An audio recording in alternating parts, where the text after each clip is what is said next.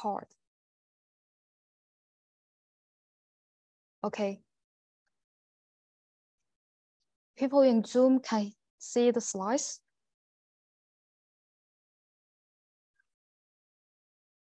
Yes. Yes, we can see the slides. Yeah, good. Okay. Then let's start again. So today we will focus on the chapter 14 in our textbook, named Transportation in a Supply Chain. So we talk about the vehicle routing problems, which play an important role in the supply chain system. This is a very, very large research area with thousands of papers proposed every year. So they're basically using different methods to solve a family of vehicle routing problems. And there are a lot of mathematical and programming knowledge we need to learn. But here's the good news for you that this part is not included in our final exam. So you can just learn it without any pressure and just enjoy this research.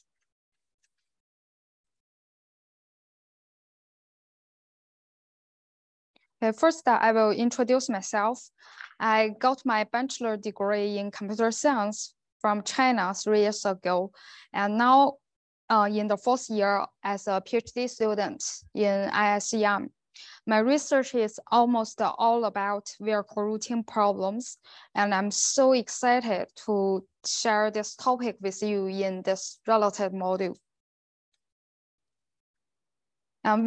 Vehicle routing problem is in charge of product and service distribution in the context of supply chain and logistic management. Which represents so the number of characters from... Hello? People in Zoom, please.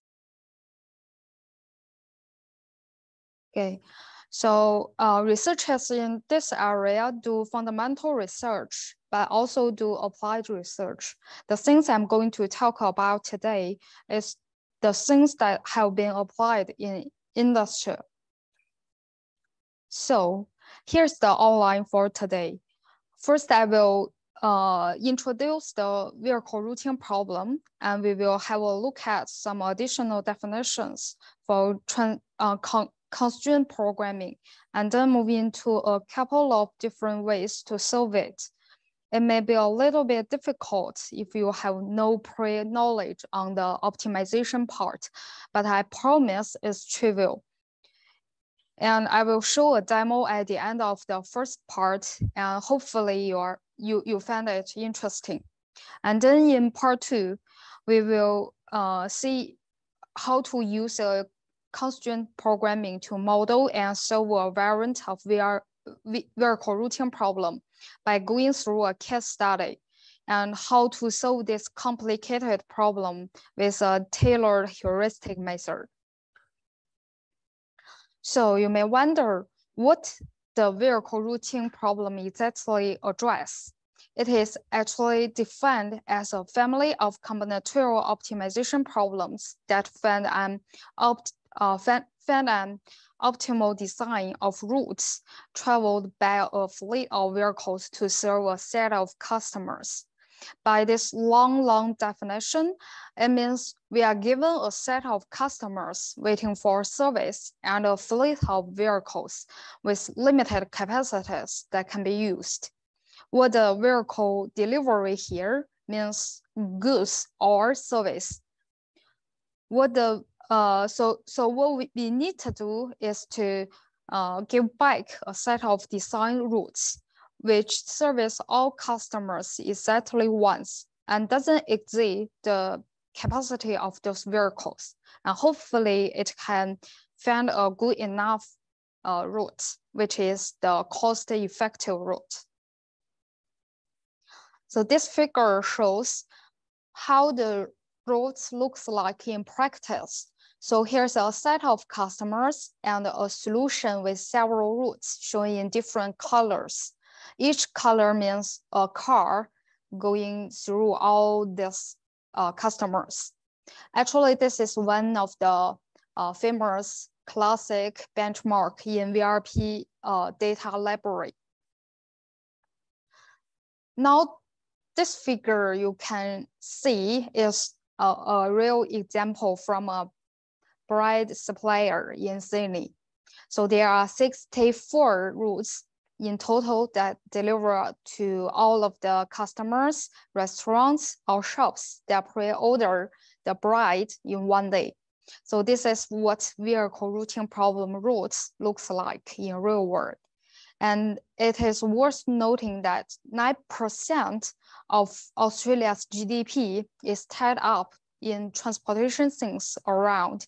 And what shocked me a lot is that actually 10% of the price that we actually pay for our daily stuff, daily milk, is for the logistic part. So for larger countries like Australia, China, and Canada, the vehicle routing is actually a common and important problem faced in the industry. So this VRP is actually a NP hard problem, which we cannot find to solve it easily in polynomial time. So we start with a history of this area. The VRP can be seen as an extension of well-known problem, the traveling salesman's problem. So maybe students' background with computer science or optimization problem, this kind of problem always say the traveling salesman is their history. So this problem is very famous, and it's said that we have a traveling salesman. He wants to visit a number of cities, and he knows the travel cost between each pair of the cities. The problem is what should be the best order to visit these cities so that the total travel cost is minimized. It can be seen as a VRP with only one vehicle of infinite capacity. So therefore, on the contrary, when we solve a VRP after we have decided which vehicle will visit which group of customers, the next step is to decide the sequence of visiting. Then it obviously becomes a TSP with a fixed starting point, which we called depot. So this red point you can see, the TSP actually is a much simpler problem with no constraints on the solution. So we start with it. And here is a real world solution where the red laser is now visiting over 1,000 cities in a certain order. Okay. We define, now we see a mixed integer programming formulation for the TSP problem. So we have some data. The data tell us the travel distance between each two nodes from I to J. And also we have decision variables xij for each pair of nodes ij. The xij means if xij is equal to 1, it means we travel directly from node I to node J, and it is 0 otherwise. So our objective is to minimize the total travel cost, which is Cij times Xij, and sum them up. So the constraints are here. First, the first one said that for each node I, the number of arcs going into this node is equal to 1. And then second one said that the number of arcs going out is also 1. So however, this formulation has a problem, which means we will, if we just solve this formula, there's a problem. Can you imagine what it is? Anyone knows?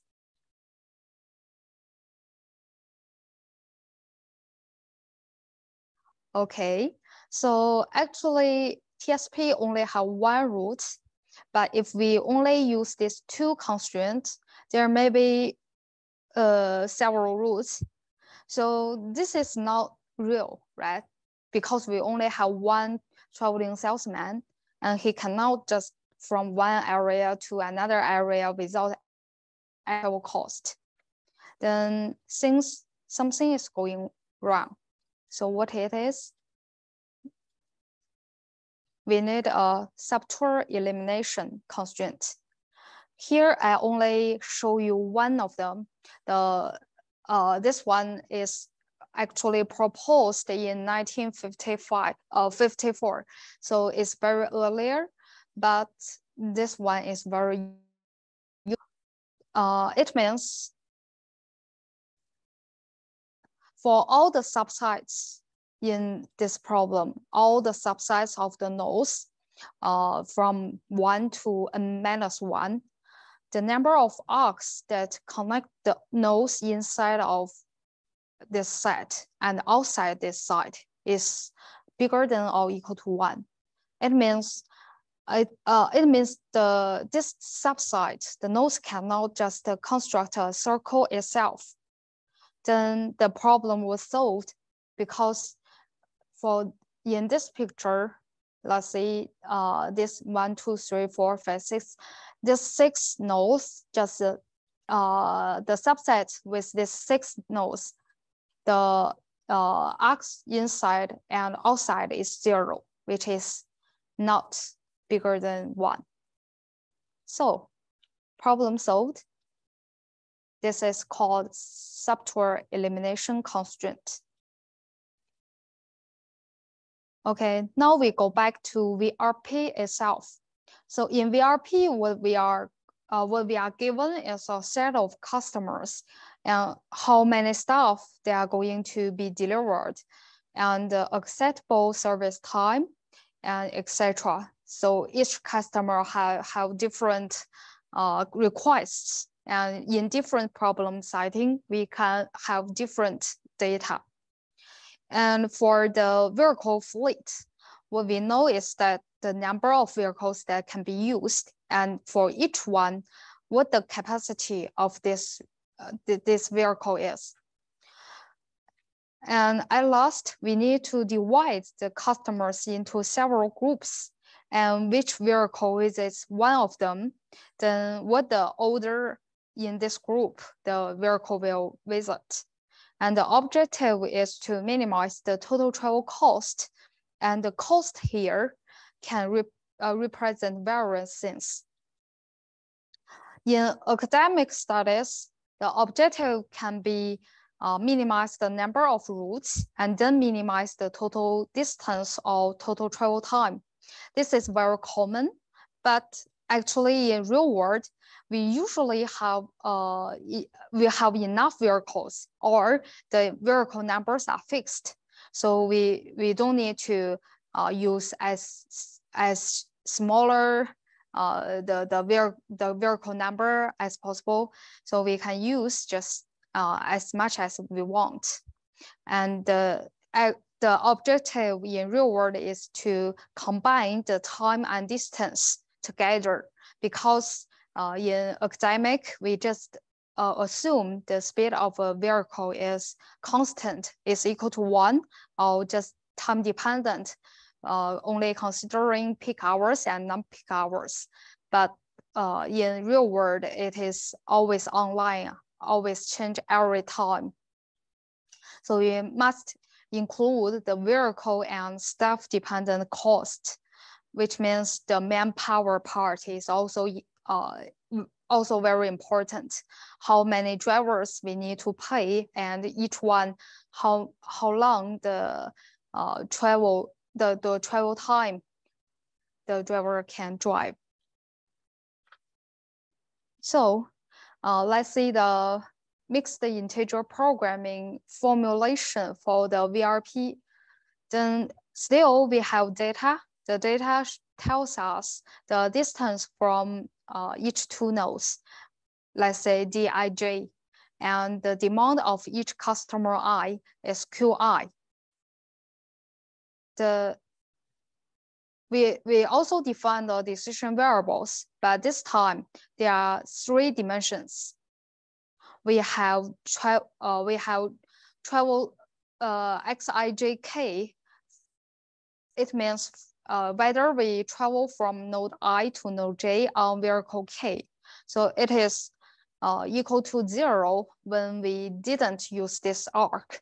And if we use this arc and we use vehicle K, then it is equal to 1. Okay, so our objective is to minimize the total travel distance. And we have some constraints. The first one is to ensure that the number of times a vehicle enters a node is equal to the number of times it leaves that node, which should be 1. With this second constraint together with the first one, it ensures that every node is entered only once and it is left by the same vehicle. The third constraint together with the first constraint, we know that every vehicle arrives again at the depot, because here is 1 means depot. And the fourth constraint respects the capacity of the vehicles. Note that all the vehicles have the same capacity in this kind of formula, but we can also say Q1, Q2, and until Qk. So still, we have the same problem with the previous one. There still be the subtour, which is not depart from the depot, like 3, 4, 5. So how to solve this? We can still use the same thoughts. So the subtour elimination constraint in VRP is very similar to the TSP one. This part, let's say 3, 4, 5, as just now, 3, 4, 5, they 3 together, this subset I's points 3, 4, 5, only one arc from node 3 and node 5, they just connect them each other. So the thing we want is the arcs from outside of this site and to the inside of this site is bigger than or equal to 2. So in this figure, we can say that now these 2 arcs is going to be outside. So there's no subtour. The problem is solved. We also have some other constraints like this. For example, we give each customer a different number. So it means the sequence. For example, we just think about the capacity of this vehicle, which cannot be exceeded, but actually the load on the vehicle is increasing every time we serve is increasing or decreasing actually. Every time we serve a customer, then this number is going to be changed. Then if there is a circle, what happened? If there is a circle, then 2, 3, 4, and then what happened is 5. Can it be 5? Cannot. So if one customer have 2 numbers, then something is wrong. Without this, we can just solve this problem. So what is the challenge for the formulations? Because each time, if a new twist, such as a business rule, the practice or limitation is published, it can change the results of evaluation or even the feasibility of the routes. And the second one is the types of constraints that must be observed may impact the ways the problem is solved. So every time we have a new problem, we need to define some more new constraints for it. And the next one is many types of constraints have been studied, but usually in isolation. So how to combine different constraints and trade off these constraints in one problem becomes a challenge. And the final one is we will look at we will have different constraints in the real life. And now we just look at some of them, which have been studied in the literature. The first one, also the most common one, is the time window constraint. A window during which the service can be started. This means, for example, you order some food, then you say, I only can accept your delivery from 7 a.m. to 11 a.m., something like this. This is called time window. And it can be divided into two different kinds. The first one is hard time window, and the second one is soft time window. The hard one means if you just come 1 minute later, I will not accept this service.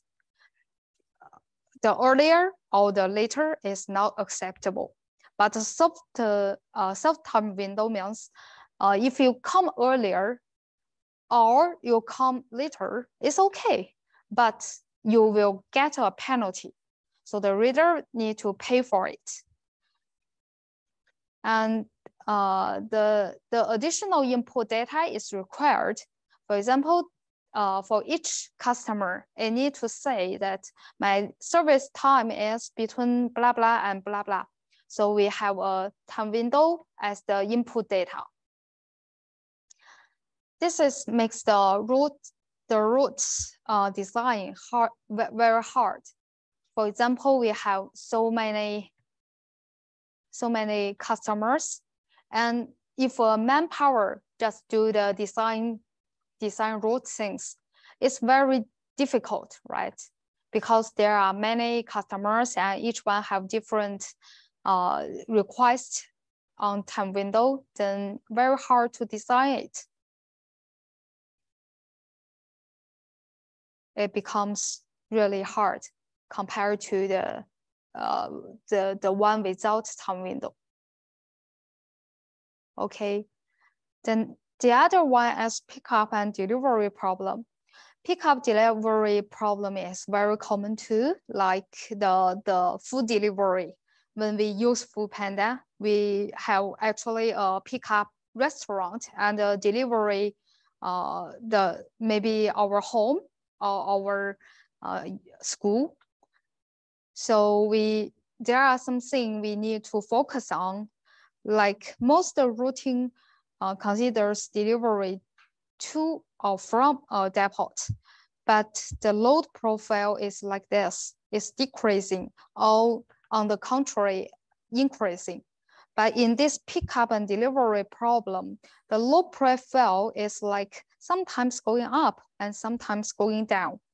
So we need to look along this way, that whether the load of the vehicle exceeds the capacity of this vehicle. Every time we need to focus. So we have to make sure the capacity constraint is not violated. The pickup and delivery problem has two implied constraints. The first one is pickup node is must visited before the delivery node. So when you order some food, you cannot first go to someone's house and then go to the restaurant. And then the second one is the pickup and delivery are on the same vehicle. So you cannot one rather pick up food and the other rather the delivery of food.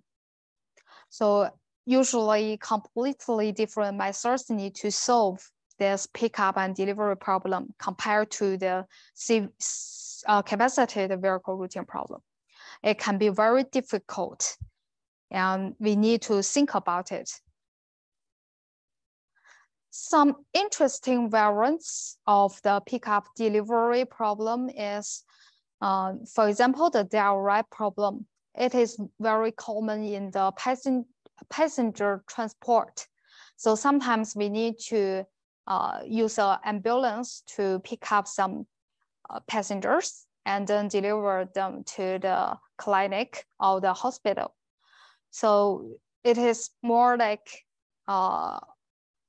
to deliver the human beings. So we need to consider that the passenger cannot stand for a very long trip. So the travel time we need to consider. It is unlike the stuff on the on just a truck. So also it's like a multi-hair taxi.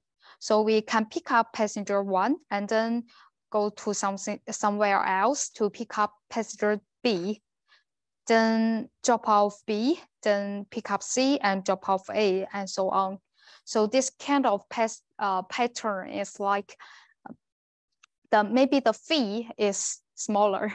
Each passenger can just pay for a small fee, but it is a win-win for both the taxi driver and the passengers. But still for the passenger A, he may not be happy because he need to go all the way along this whole trip. So the ride time constraint also need to be considered, that I cannot just go into this car and stand for maybe 5 hours from one way to another. So PDP can be used in the modal cross-docking too. It means sometimes we do not just pick up and delivery. We pick up and delivery to one point, and then at this point we pick up something and then delivery to the customer. So it means these 3 nodes become a pattern. Okay, then we see more variants like the orienteering problem, which not all visits need to be complete.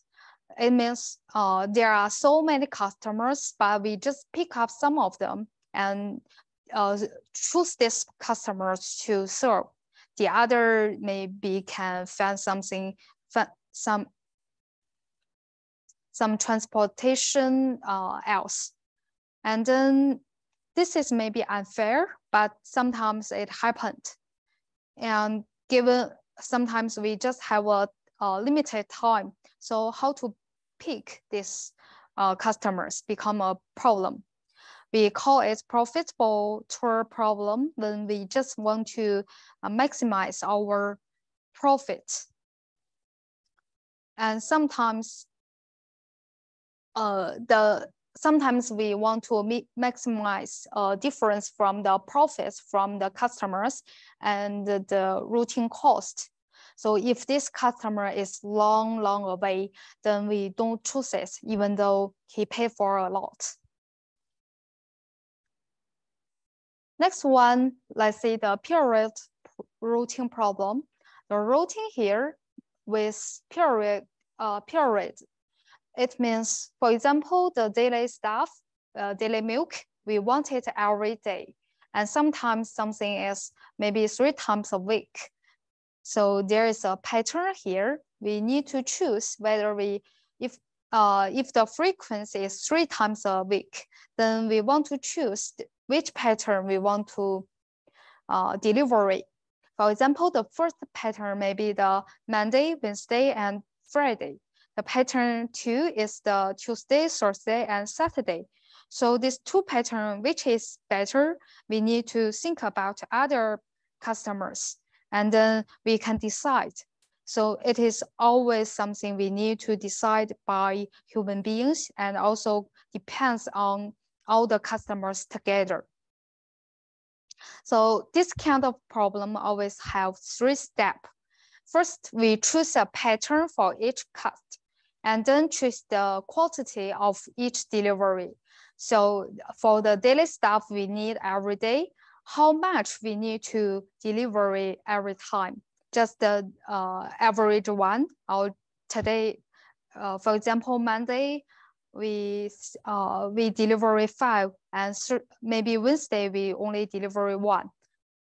How the last step is how to design the route for every day. So each day we have so many customers to serve. Then what is the order? Next one, I think maybe you are more familiar with is inventory routing problem. So the vendor manager will decide the supplier will decide when visit will occur. So it means there is a trade-off. So what is this trade-off is like if we with more visits, the shipping costs are higher, and with fewer visits, the out of stock and inventory costs are higher. So how to balance them becomes a problem in the industry. So, and many more different variants. We just skip it. And now we see something with real world. So what happened when VRP means real world? There are many rich VRPs in real world. For example, in real world, we want to try and include as many of constraints as possible. So like there is not just a single time window, but maybe multiple time windows. One may accept 9 to 11 a.m. and also 2 to 4 p.m., for example. But in academic research, we just don't consider this multiple time window because it will make the problem very difficult to solve. And the other is multiple products. So we may have a vehicle constraint that applies to total weight and total volume, as well as the number of goods that my vehicle can deliver. So what it means is like we have maybe sometimes homogeneous vehicles. So it means the capacity and all the things are the same, but sometimes the vehicles are different. Like now Singapore have lots of electric vehicles, so it is very different from the field one. And sometimes we also have some other constraints, like goods A cannot be traveled with something from customer B. And sometimes the goods need a good temperature. For example, like the blood transportation. And sometimes the temperature are different, then the things cannot be transported by the same vehicle. Then we have this a large set of problems. The heterogeneous the vehicles are always be used in the real life. We have different kinds of vehicles. For example, we have different capacities, different temperatures, and we need to decide the correct number of each type of vehicle and assign the customers to the suitable one.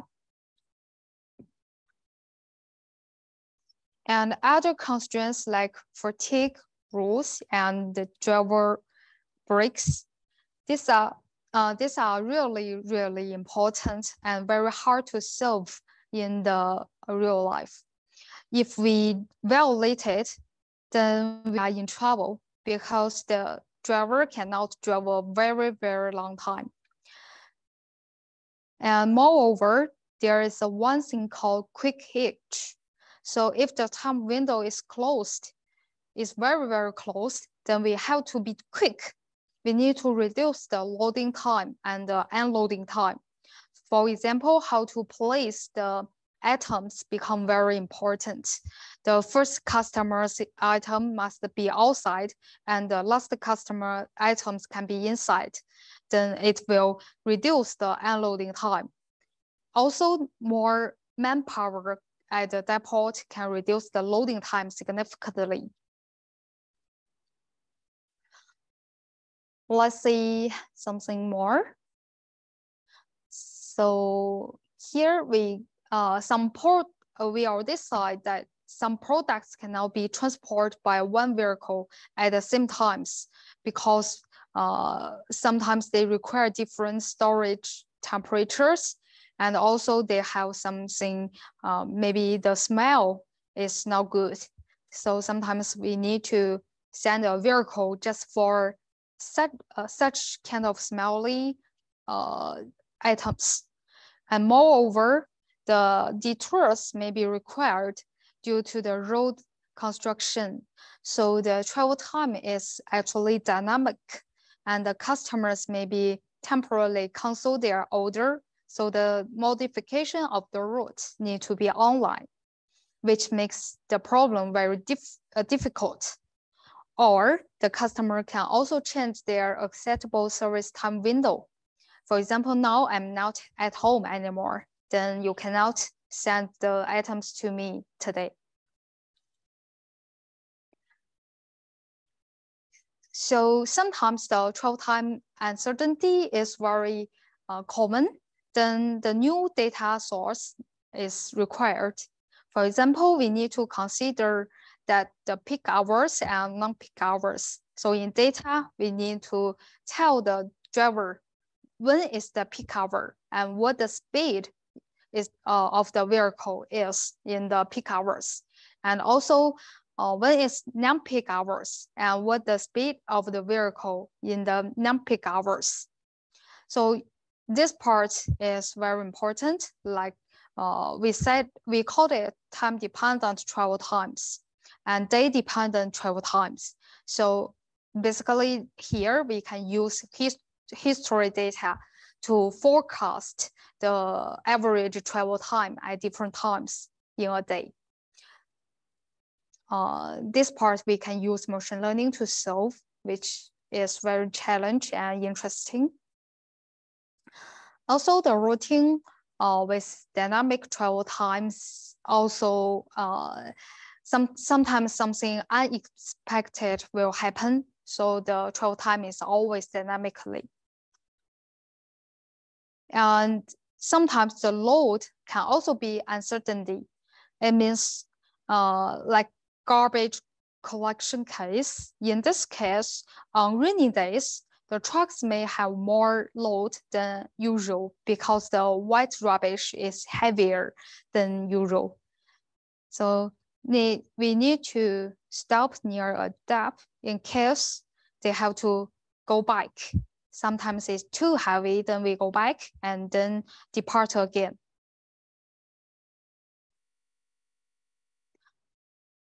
Now we can feel that the scariest thing in the daily life is actually nothing is determined in real world.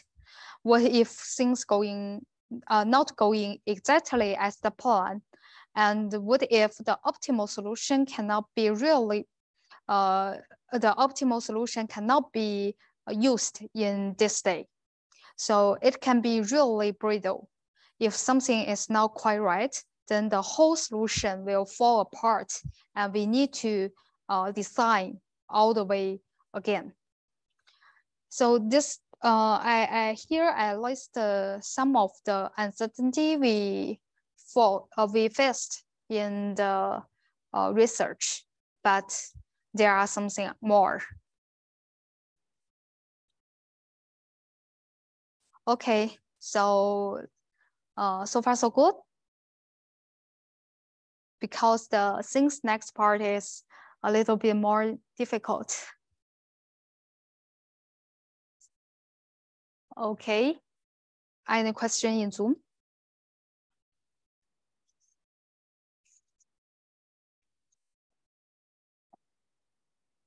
Good, so let's go on. The solution methods. So we already know so many different problem settings, and we already see the mixed integer programming problem description. So how to solve them becomes a problem we need to solve. So let's see some basic methods. Basically, we have two different methods. The first group is what we call exact method, which give us the optimal solution, while the heuristic method can only tell us this is a good enough solution, but maybe the best one. So we have no proof in heuristic method to tell you how good the solution is. We can only say that it's good enough. But we know that in industry, everything is not is uncertain. So we just need a good enough solution. The optimal one is not that useful. So the exact solutions is the optimal one, but it is time consuming, which means we can only solve the small scale problems with only 20 to 50 customers. Moreover, we need to consider that most solution methods are heuristic, but actually, if you are interested in research, then you will know that proofs are very important. So actually, people in academic like those exact methods. So you need to balance these two methods and pick the most useful one. But here, I will introduce both of them, but only the basic solutions. If you are interested, then you can search more, and maybe sometimes, maybe someday you will be an expert. So we will first see how to use the exact model to solve this problem. First, we need to build a mixed integer linear model. This one, I'm familiar with this one. This one is just the VRP model as just now, the capacited VRP. So we need one extra constraint, the subtree elimination constraint. Just now I introduced two of them, so you can use any one of them. The advantage of this, when we solve this model, the advantage is that we can find optimal solution by this model, but the disadvantage is it only works for small scale problems. So the problem here, we just change it to what? To a column generation problem. So we can use this column generation to solve the large scale problem. This part needs some pre-knowledge of optimization. So if you're not familiar, then it's okay. Maybe you can learn it after class. We need a brainstorm. So assume that the number of customers is small, and we can just enumerate all the possible routes. Then what happened? We can change the objective function to minimize the sum of the cost of all the routes, so that all the customers are visited exactly once. And now the decision variables, we say theta k. Theta k here represents that which of these columns, namely the routes, we will use. So we have all the routes, all the possible routes. Then when theta k is equal to 1, means this route rk, we will use it. But if it is 0, it means this route rk, we will not use it. And the constraint 1 here, you can see constraint 1, it means every customer need to be visited at least once. AIK here is equal to 1 when node I is visited in root RK. Otherwise, it is 0. And constraint 2 limited the number of vehicles to be used. So we totally have U vehicles. Then theta k here is determined as an integer, but intuitively it indicates whether this root RK I will use. As I said, it can only be 1 or 0. 0 means I don't use it, and 1 otherwise. The purpose of setting it as an integer rather than a binary variable is because it is a better linear relaxation when using column generations. We all know that the theta k are not real numbers because we cannot visit a customer half with one vehicle and half with another one. But we all know that in optimization problems, it is much more difficult to solve this problem when variables are integer instead of the real numbers. So what we need to do is to give a linear relaxation to theta k. We relax it to be a non-negative value here. You can see that it is no longer the integer, but a real number. This relaxed theta k will make the problem much easier to solve in exact methods. So each possible root need to satisfy all the root constraints, such as a capacity or time windows or something else. We call it restricted master problem because we have some restricted, like time window, like capacity, like this kind of constraints. So the possible root size is omega 1, which is included in omega in the master problem. So this is a subset, actually. We define lambda as the reduced cost of Slake variables, also as known as the shadow price. So lambda I are the dual variables for the set of constraints 1, and lambda 0 is for the second constraints. Therefore, the dual model is like this.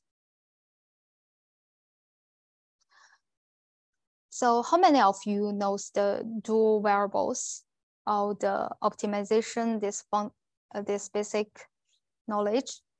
Anyone knows? Okay.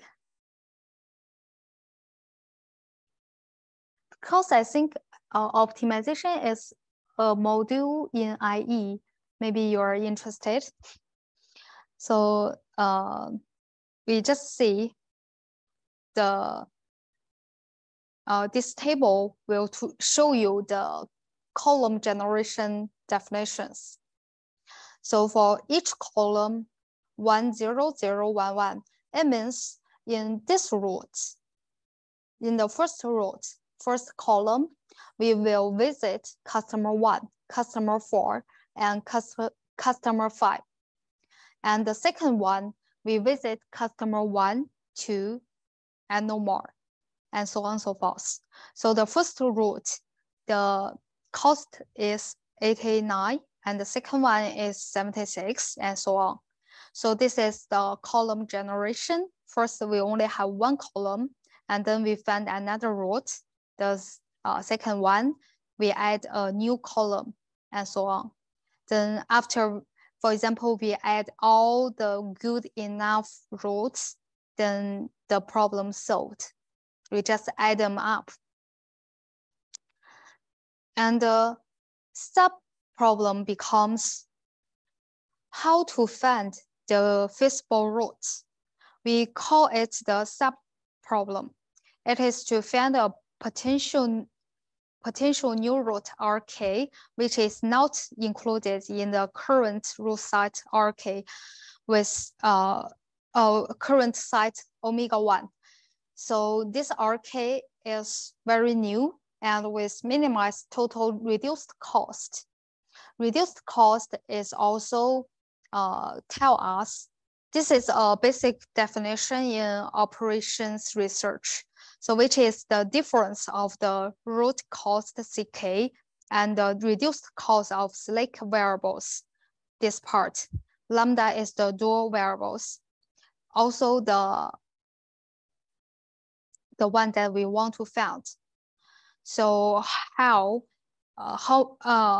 much profit we can get if we just relax one constraint with one more unit. So lambda I star here is the variable we need to know. And for all the RKs, we need to obey these constraints. Okay, then very good. This becomes a problem that we are familiar with. It turns to be a shortest path problem with some side constraints. And this problem, we need to find the minimize of this objective function. And if the minimized value is negative, then we add to the master problem. It means the RK is better than the roots in omega 1 now. So omega 1 is bigger and bigger every time we find a new root RK into it. And then finally, there's no RK, no new RK to make this reduced cost be a negative value, which is smaller than 0. Then it means we already found the best solution. So we get the optimal roots. I will show you an example to illustrate it. So this is a complete graph.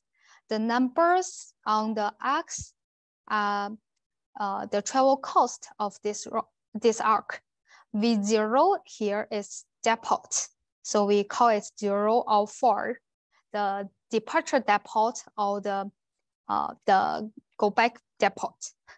So each arc have a different travel cost.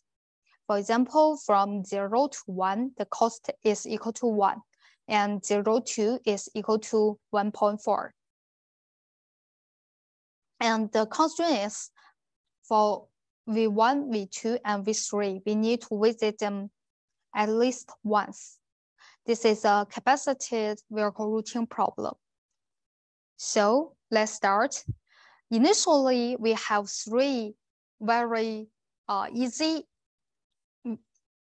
We have 3 easy routes.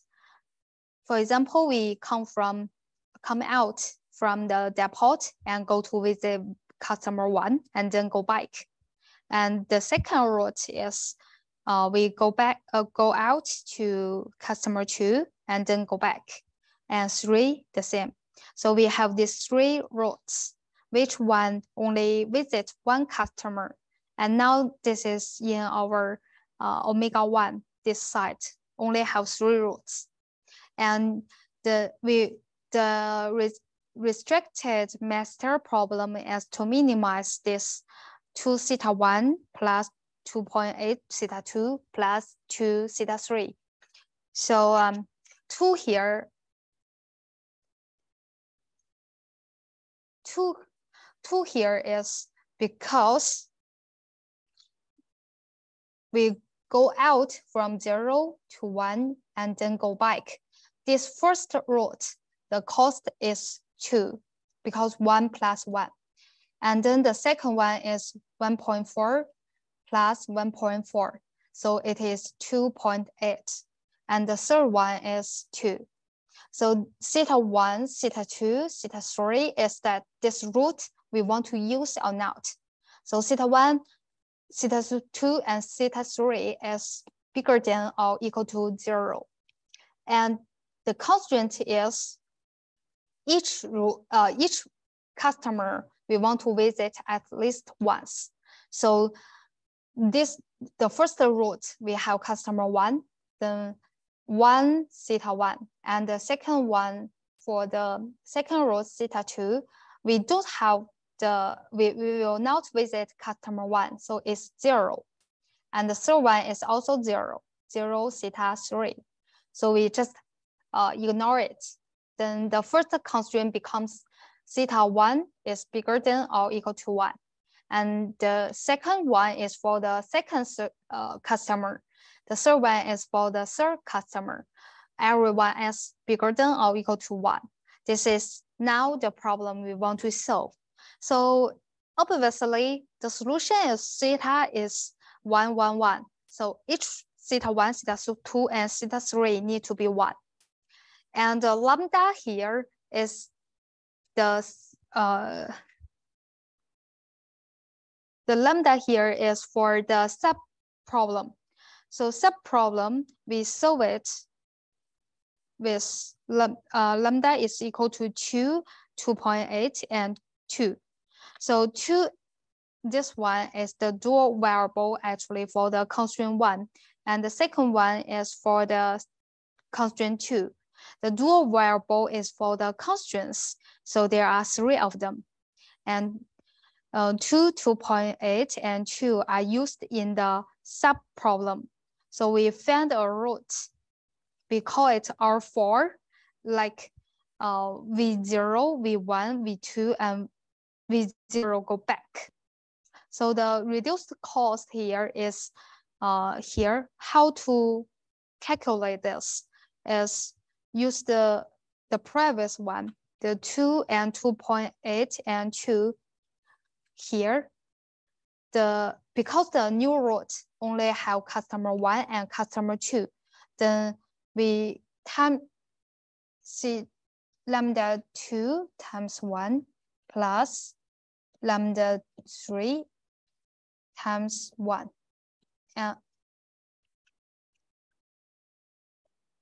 So it is 2 and 2.8 here. 1 and 2 and 2.8. So both times 1, then we get this part. And the first part is the total travel cost of this new route, R4. We see R4 is V0, V1, V2, and V0. So the cost is 1 plus 1 plus 1.4. Then it is 3.4 here. Then we can calculate the reduced cost, which is minus 1.4, which is smaller than 0. Then we can add it to the site, omega 1. We now have 4 routes, 1, 2, 3, and the last one is the new one from last iteration. In iteration 2, we want to solve this problem, right? So each one, the cost is 2, 2.8, 2, and 3.4. We just calculated. And this is our objective function. The subject, the constraint is still the same. The first route have customer 1 and the last route have customer 1. So these two together is bigger than or equal to 1. It means we only need to, for customer 1, we only need to pick up one of these 2 routes, then it will be visited. And the second one is the same for customer 2, have these 2 together. And the constraint 3 is for the third customer. So when we solve it, it is 0, 0, 1, 1. It means we pick up the third route and the fourth route, right? Okay, so in this turn, we calculate the answer. Lambda is 2, 1.4, and 2.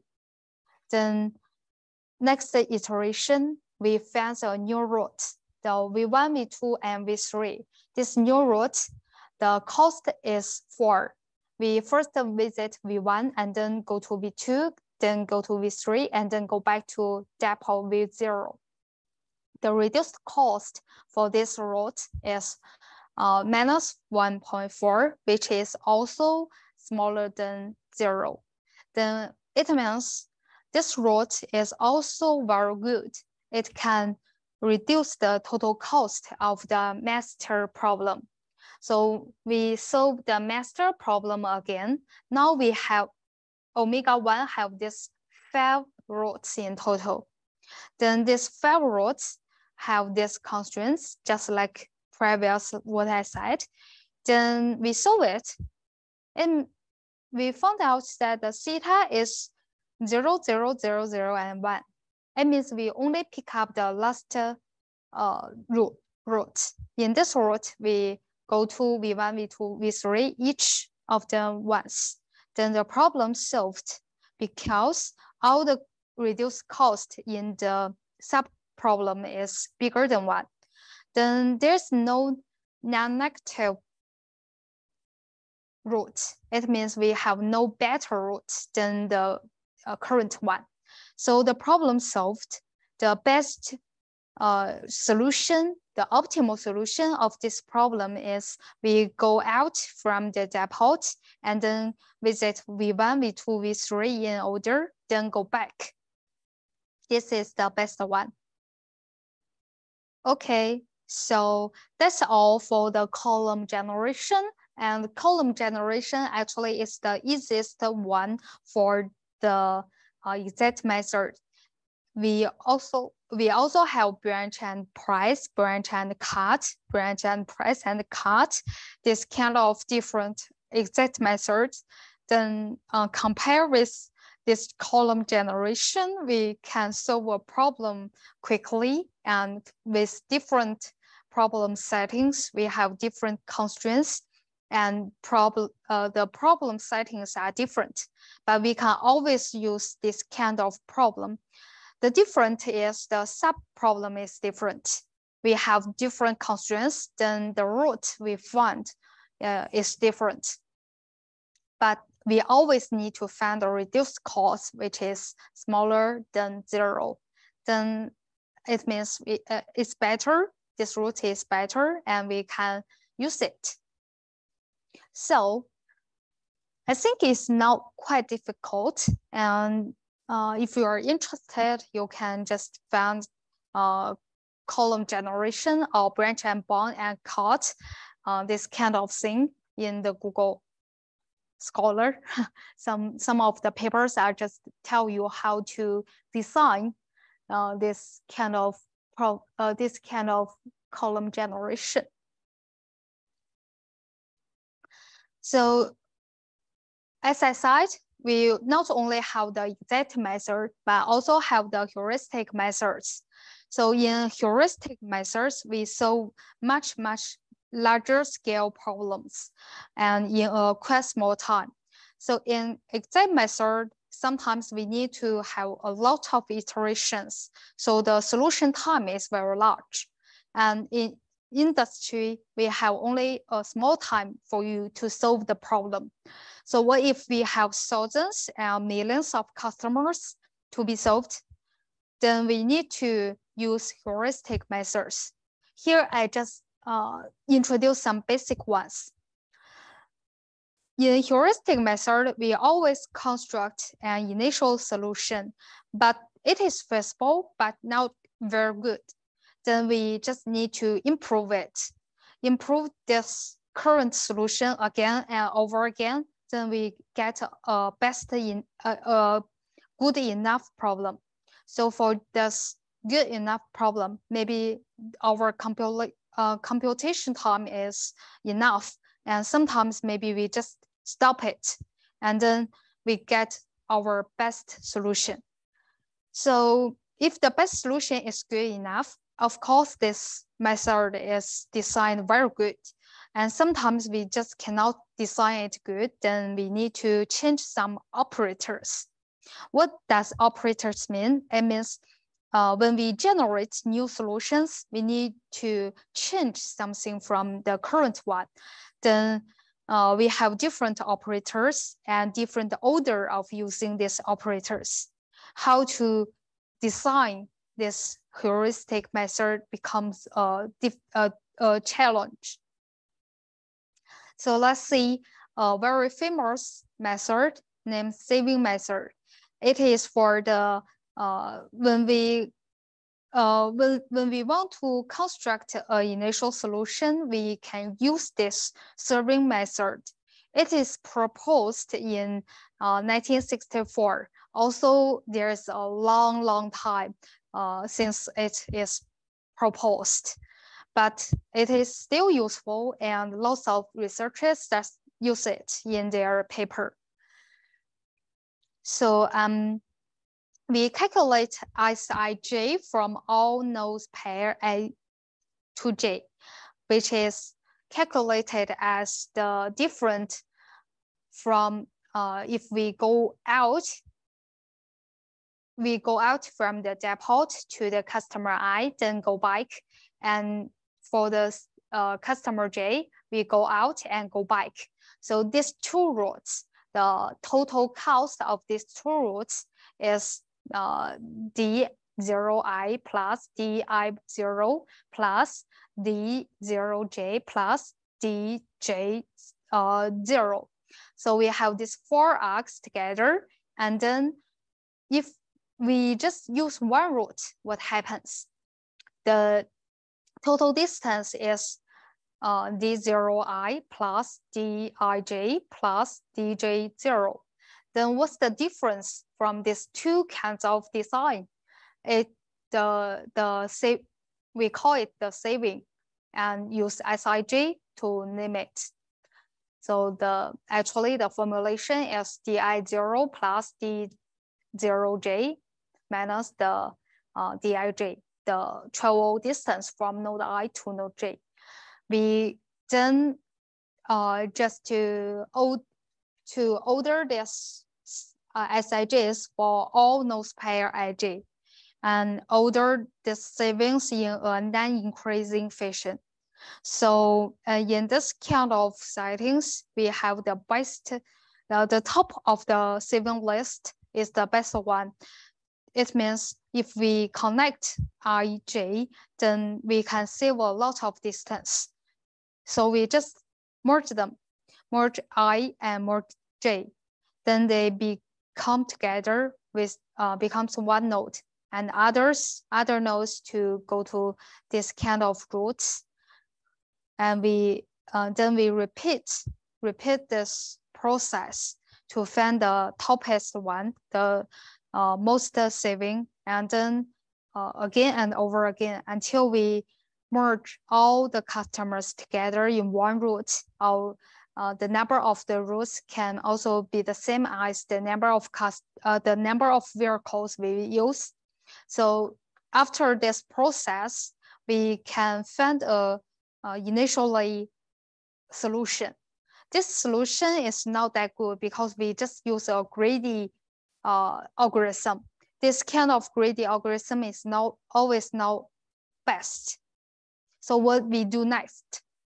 We just need to use some improvement operators like local search operators. The local search operators has a huge family of operators. This means we only do a small change of the current sequence. So we just see some always common thin operators. The first one is the swap operator. For in this operator, we just select two customers and swap the position of them. So like this, the second customer and the fifth customer, we swap their position, and then we get a new solution. If the solution cost, the new cost is smaller than the previous one, then we see this one is better. Then now the current solution is the new one. Otherwise, we can swap other pair, for example, 2 and 3, and so on. We can also use another operator, the relocate operators. In this kind of operators, we delete 2 to 4 arcs and create 2 to 4 new arcs. Then we get a new solution. We get a new routes. In this route, the second customer and the fifth customer, we change their position, like in this one. Maybe sometimes this new solution is better. So we can change it as the new best solution. Also, we have some more local search operators like 2OPT, 3OPT, and so on. So 2OPT here works as follows. We first take two arcs from the route and reconnect these arcs with each other and calculate new travel distance. So this figure shows an example. And this modification has led to a shorter total travel distance. Then the new current route is updated. The customer continues to build on the new one and repeat the steps until there's no more better one. Then the algorithm stops. It means we find the local optimal solution. Of course, it cannot guarantee that we find a global optimal solution, but for heuristic, maybe it is good enough. But sometimes if we just fall into the local optimal and cannot go out, we may miss a very good and very cost-effective solutions. So how to jump out of the local optimal? We also have some big step operators. Unlike the local search operators, this kind of operators can jump outside the local optima. So there are lots of different heuristic methods like the neighborhood search and the genetic algorithm, the simulated annealing, and so on. So they are always used with the combination of local search operators, so that we can trade off the exploration and exploitation of the current research, current solution. So now I introduce one of the famous algorithms, the genetic. So in this kind of algorithm, first we generate a population, the initial population. We also call it the first generation. So in this first generation, maybe genes is not good enough. So the solutions are not cost effective, but we can have some offspring. It means the next generation, we just use the good generations, the good genes. So we choose two good solutions from the population and then combine these two together and then mutate.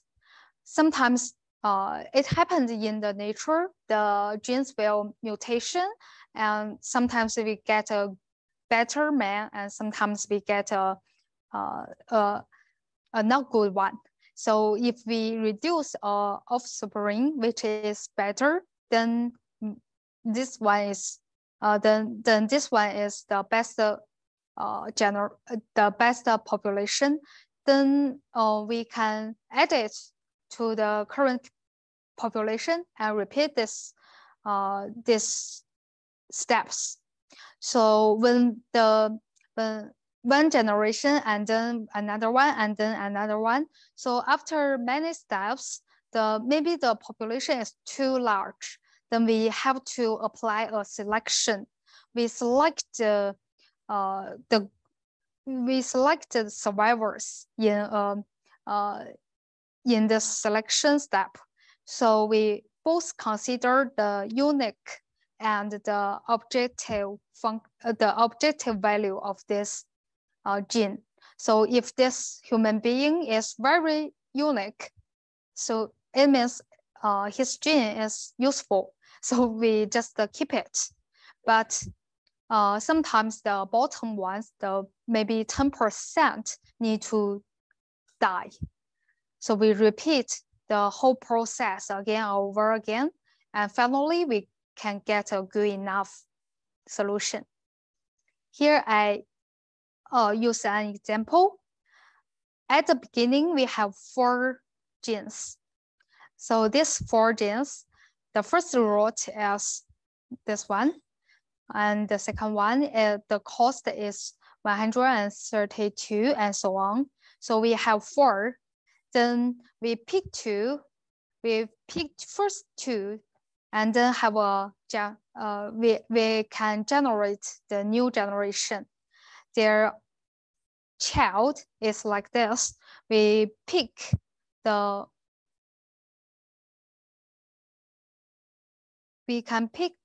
first the parents, first parent and the second parent. We call it maybe the green one. We pick the first 1, 2, 3, 4 customers in this route. So we just leave it in the offspring 1, 10, 8, 2, and 5, didn't change anything. And then the last half, we use the first parent, the right one. But we see that 8 is already visited in the first half. Then we skip it and see the next one. 9 is not. So 9 is the next one we want to visit. And then 5, and then 10, and then 7. And then we go to the beginning of this parent. 1 is already visited in the offspring. Then we skip it and see the next one. 4 is here. This is for the first offspring. And the next one, we use the first half of the, we use the first 3 of the right parents, 1, 4, and 6, and then see the first 5. So 1, 4, 6, 2, 3 is here. Sorry, this one should be here. And then 9, 3, 7, 10, 8 is from the green one. 4 is already here, so we skip it, and 9 is here, and so on. So we have an offspring, and their cost is 128 and 206. We can see that the second one is not good enough, so this one will not be the survivor. We put them together. We have 4 first from the first generation and 2 more from the second generation. When we select, for example, we just pick 4, the population always be 4, then we have to kill 2 of them. Which 2 we need to kill? We just these 2, because their objective function is, their objective value is not good. Then now the population is like this 4. But actually in research, we will consider the unique of this solution, because otherwise we will still in the local optimal and cannot jump out. So the unique is very important. The difference can make the whole population become more unstable, but can also get sometimes better solutions. And this genetic algorithm is always combined with the split algorithm, which the time capacity is ONB using Beerman's algorithm. And N here is the number of points. B is the average number of feasible routes that start with a given customer in the gen tour. And gen tour here means permutation of the current customers. So one of them is like this T. If we have 4 customers, then T can be 1, 3, 2, 4. And then 0 is the depot. So how to split this gen tour into several trips?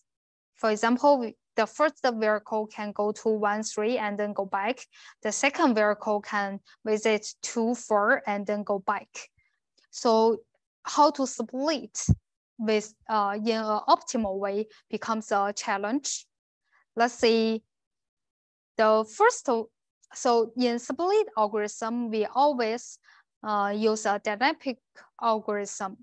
The dynamic algorithm is, I think, is commonly used in computer science problems. First, we have a small state. For example, we only have one customer. And if we only have one customer, then we know the travel cost if we visit this one and then go back. And from this state, we can update a bigger state with 2 customers, for example, 1, 3. Then we know that the distance from 1 to 3 and the distance from 3 to 0, then use just now the total travel cost minus this trip from depot to customer 1, and then plus the travel cost from 1 to 3 plus the travel cost from 3 to depot. Then we get this this new travel cost of whole route, and so on. We can use this 2 customer site to update 3 customer and so on until we know what the travel cost of n customers. This is the basic idea after the dynamic programming. Of course, if we have some more constraints like capacity, then when we update, we need to consider how much the load it is if we already visit so many customers. If it is exceed the capacity of the vehicle, then we cannot add this new node into the current route. So at each time, for example, first we have 1 customer, then the next one should be 2 or 3 or 5, and so on. Which one is the best? Then we calculate all of them. The smallest cost is the best one. So we pick up the smallest one as the next the next state. And so this is for the basic one. And sometimes we have multiple vehicles. So what if we have multiple vehicles? What time we need to change a new vehicle? Let's see an example. For example, we have 1, 3, 2, 4, 0. This 4 customers Gen tour. Then we want to split it into several vehicles. Then each time, for example, now we go to the 3rd one. So for this new customer, we have 2 different transfer from the previous 2. This new customer whether go to the same vehicle with the first 2, otherwise it is the beginning of the new vehicle.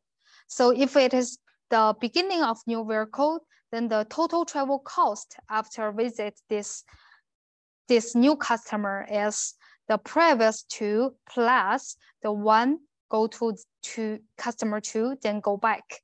So this is D0 Ti plus D Ti to depot. And the second transfer function is when T is the node delivered with the first 2. So maybe not 2, but we consider that the last vehicle visit until node TP, and this vehicle from TP plus 1 until this new node TI. So we add them together, and then from TI to depot, 1 more item. We sum them up, then we can have the total travel cost of this kind of transfer. This is for the dynamic programming. So we first have the state and then have the transfer functions. And after repeat this I from 1 to n, then we can know the DPN means the total travel times when we visit all these n customers, which is the final solution. So we know the best split way of this Gen tour. Then the problem becomes how to get the Gen tours. We can use the genetic. We can use just now what we said. The population initially have some. We have already have some solutions, and then using this genetic algorithm, one step by one step, and we can get all the Gen tours, good enough Gen tours. And each time we want to calculate the objective function, we can use this split algorithm. So this is the whole procedure when we use the genetic algorithm combined with the split algorithm. So this is only for the capacity vehicle routing problem. Then after the break, we will see how to use this kind of procedure to solve a more complicated problem. Okay, so let's have a break. And then after break, I will show you a demo of vehicle routing problem and also a case study. Any questions?